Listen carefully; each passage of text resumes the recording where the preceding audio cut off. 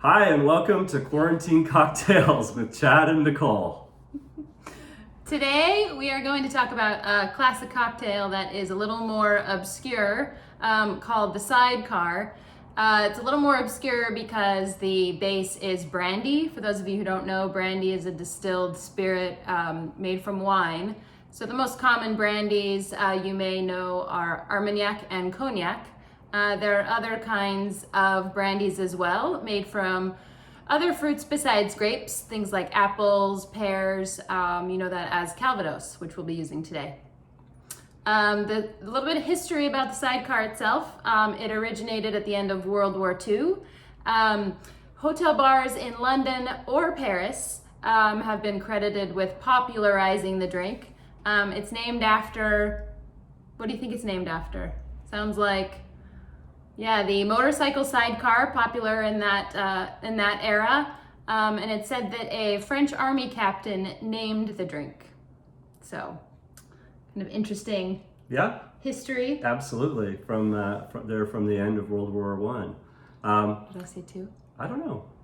So we're the original recipe for the cocktail was equal parts each of the cognac, the triple sec, and the lemon juice. And that is what became known as the French school, because later the English school arrived, which upped the level of the alcohol and made it 2 parts of brandy, 1 part triple sec, 1 part lemon juice. In the 30s, it actually also started to crop up with a sugar rim to help sweeten the drink a little bit. The original proportions, especially the French proportions, are really, really tart. And the drink should be a nice tart flavor, but it gets a little more balance if you add just a touch of sweetness in. And so over time, that sugar rim became popular, and even later, people included bits of a little bit of simple syrup instead of using the sugar rim, which is actually the direction that I think is a better direction with the drink. In the modern proportions, they even lowered the amount of lemon juice and triple sec in order to get an even more balanced cocktail. So as we look at this cocktail, we can see here are the ingredients for the cocktails. The classic version here is shown, which is the French school version. The modern version is the updated one that we sort of have evolved to today. You'll note that it's a shaken cocktail. Why is it shaken, Nicole? Because it either has citrus or egg whites in it. Right. Or in this case. And other non-spirits elements, correct, including the simple syrup here. Yes. So we shake this cocktail in order to aerate it and also to get a full mixing of the ingredients, which are not of kind of the same density and kind. You'll see here also that it's the original cocktail is garnished either with a lemon twist or an orange twist. And that's because it's got elements that combine both lemon and orange in it. A quick note about triple sec. So triple sec evolved from Curacao. Curacao was a liqueur made from a particular very bitter orange that was grown off the coast of Venezuela. And so that the Curacao recipe eventually made its way to France, where triple sec was an evolution of Curacao. Cointreau is a triple sec, although they've sort of dropped that as other triple secs have appeared on the market. Grand Marnier is also worth mentioning as a kind of Curacao that has a cognac base to it. And so is also in the same general family of these sort of somewhat bitter orange liqueurs. Cointreau is what we're going to be using today as the orange element of our our craft version of the cocktail. For the base, instead of using cognac or another wine, based brandy, we have opted to go with Calvados.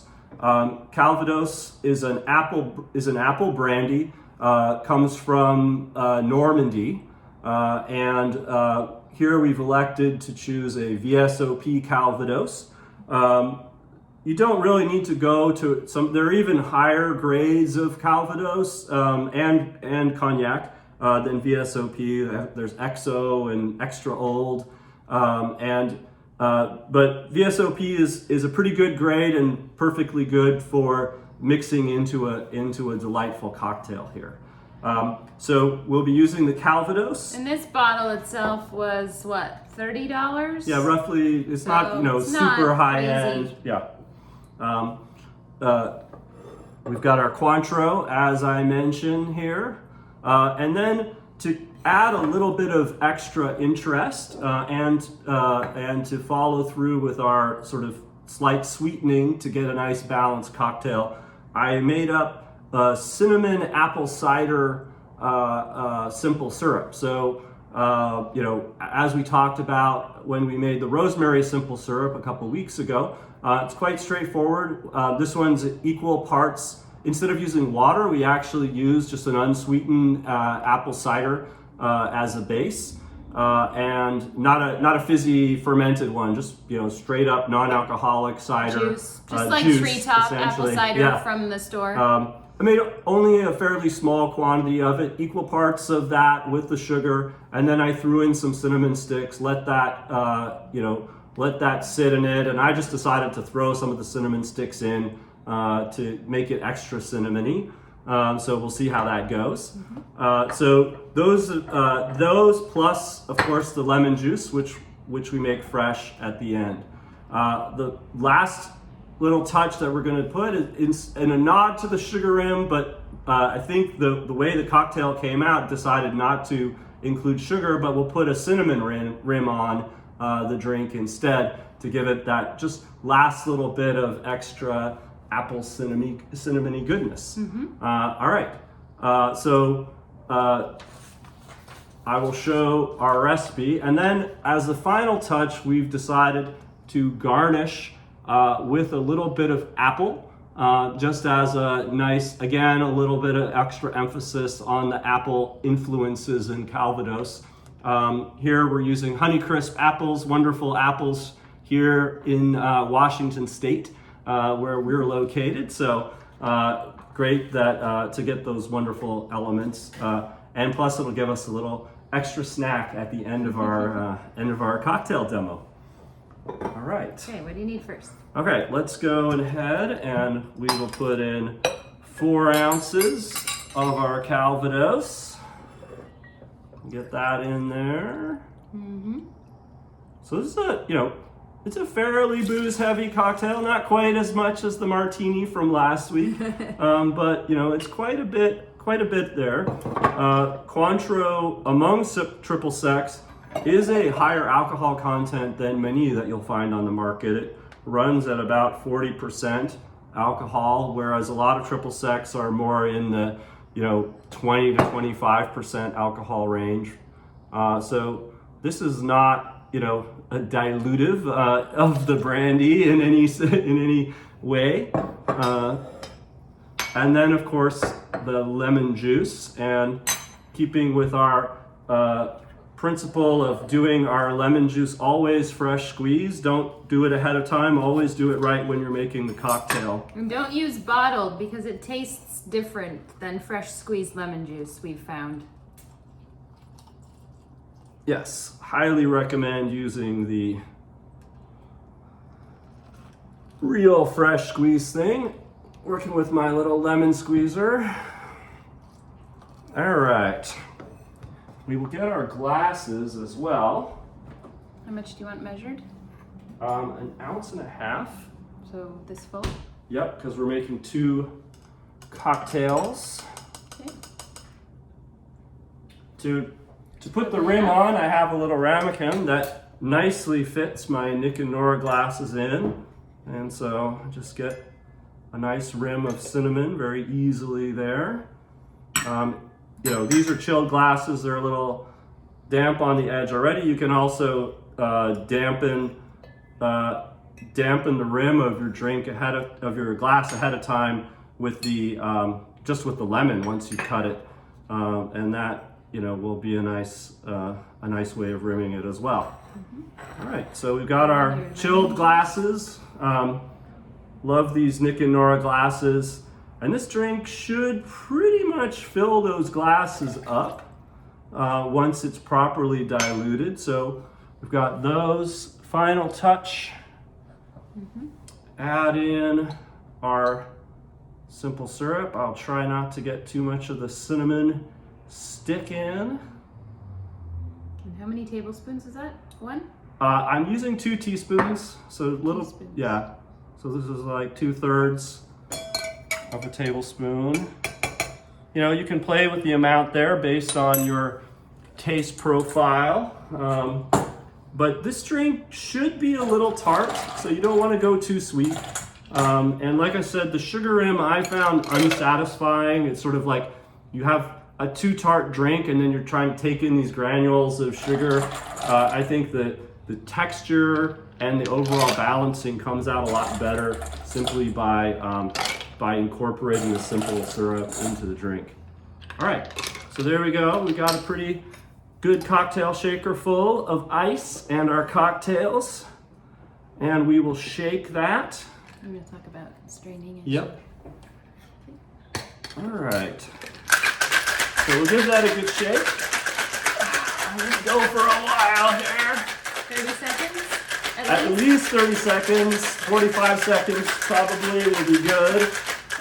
Part of the goal here is to, do some dilution, right? So you want to make sure you're getting a good dilution along with the aeration and the mixing. Go. And then you'll see my shaker is getting very cold. Yeah. My hand is probably slightly frozen to it at this point. All right. Is that long enough? I think that's pretty good. Yeah, it's pretty chilly. It's pretty. Oh yeah. Pretty frosty. That is frosty. Woo! Yes. I saw an ad for a shaker that's insulated to prevent your hands getting frosty, but I don't know. I have to see what that looks like. So one element that I didn't talk about that I could have mentioned is to make use of a double straining process. So your cocktail shaker has a kind of a coarse grain strainer, but a common piece of bar equipment is a finer strainer like this, a fine mesh strainer. You could pick these up very easily. They have conical ones or rounded ones. In bars, I think they tend to be conical more often, but whatever works for you. But it's nice to have that to just kind of pick up a few of the other particulates and strain those out, particularly when you're using citrus and you don't really want to have too much of the lemon pulp coming through for this. Or little chips of ice. Or, it also is good for straining out some of those smaller chips of ice that you might get. So you might even consider doing this, for those of you who are doing the shaken aerated martini, if that's your choice, you might play with whether you strain it or if you enjoy the texture of those ice chips. Is that good? That's perfect. So although we're going to garnish this with the apple, I'm going to still express a little bit of lemon Oil. onto the top, just to give it a little extra. Find that's still an important element. Mm-hmm. And then we pre-cut these little chips of the Honeycrisp apple into a pleasing shape. Not too big to go with these particular cocktails, but you can see there. Mm-hmm. And there is our cocktail, our Calvados cocktail, a little nod to Normandy and to Washington there. So, cheers to all of you. Thanks for joining us, Hope you enjoy your sidecars as well. It's good. Yeah, that is a good one. It should still give that little tartness. So thank you again. Next week we'll be, I think we'll be doing the aviation cocktail next week, which is also another classic recipe back in the gin in the gin mold. And it also has creme de violette, optional, but I think kind of interesting and a nice hark back to the original recipe. So that might be something you need to chase down if you want to join us in having that next week.